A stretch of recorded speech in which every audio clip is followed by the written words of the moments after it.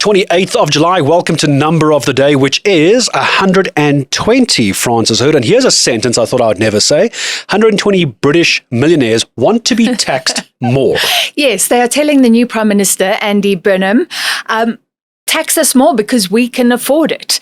And among them is Gary Lineker. He's an old English football star.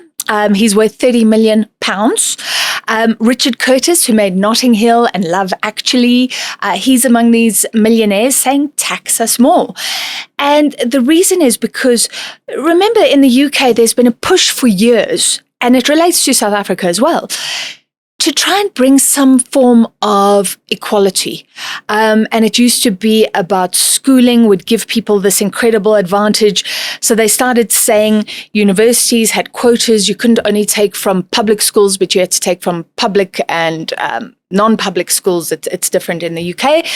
And there's still just inequality. And we are one of the most unequal countries in the world. So we can talk about our tax rates. But these are millionaires just saying, tax us more. One of them, Lineker, got some pushback on a TV show, and people were saying, well, then just pay more tax. Yeah. Who's stopping you? Go for it. Do it. The campaign is actually called Proud to Pay, but I'm just wondering, I was trying to figure out how they actually want to get taxed more. And I mean, I'm not a millionaire, certainly not a UK millionaire, that's for sure, is how they're going to tax this. So a 2% annual wealth tax on fortunes above £10 million. I keep wanting to say euro, above £10 million, and higher taxes on capital gains tax as well. And I'm wondering if right now it sounds like a grand old movement until they start getting the taxed. Yeah, look, although some people really do want to, and some people some billionaires have signed pledges and they're giving away half their wealth. I spoke to the richest man in Tanzania a short while ago, and he's slowly giving away half his wealth. Remember, Bill Gates and a group started. Warren Buffett is famous for saying years ago that why should he pay less tax than his secretary? So now you've hit the nail on the head, because when you're in a job and you get a salary, you usually pay personal income tax. In South Africa, it's pay as you earn. And there is a high top bracket in South Africa, 45%. But wealthy people usually don't get their money from a salary.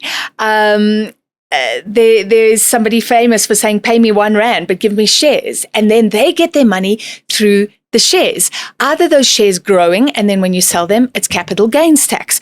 So capital gains tax is effectively 18% on individuals in South Africa. So if you're making a lot on your investments, 18% versus 45%.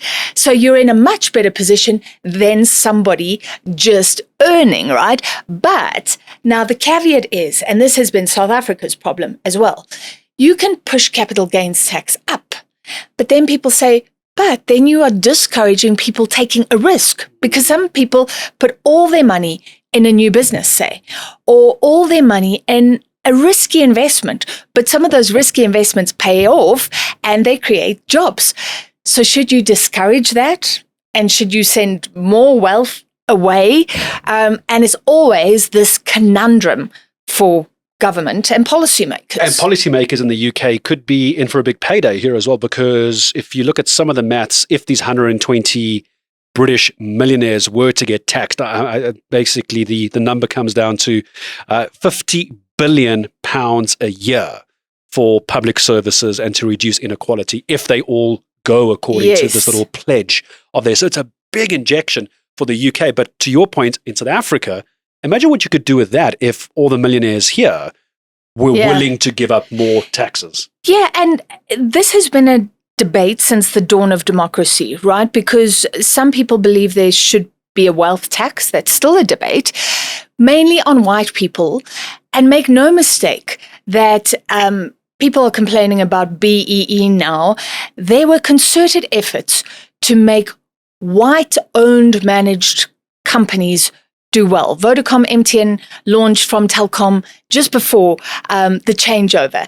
And there were a whole lot of companies that were propped up and people became incredibly wealthy. And there is even talk, and maybe this circles back to what Lineker was saying, let us rather pay formally more tax. Of course, I can give my wealth away, but let us pay formally more tax. And some people are saying in South Africa, there are a whole lot of rich people who would be quite happy with formally paying more tax, or maybe a once-off or limited wealth tax, because what it then deals with is not only the inequality, but the anger around the inequality. So it is seen to be doing something. But we'll see if the PM of England takes this up, Andy Burnham. He is more left-leaning. There was a bit of concern. Maybe he'll take up this call. And these are the UK millionaires who are calling on the UK government to tax them more.